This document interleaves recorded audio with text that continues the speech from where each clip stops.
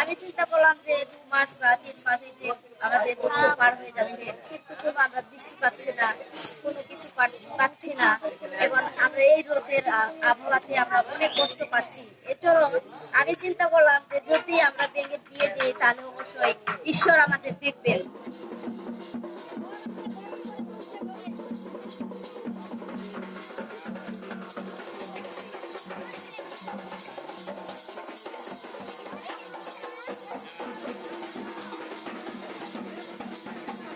ব্যাঙের বিয়ে হবে যে বৃষ্টি হচ্ছে না, বৃষ্টির কারণে কাজ হচ্ছে। আকাশের মেঘ নাই, কিছু নাই, তা আমরা কি করতে পারি বলে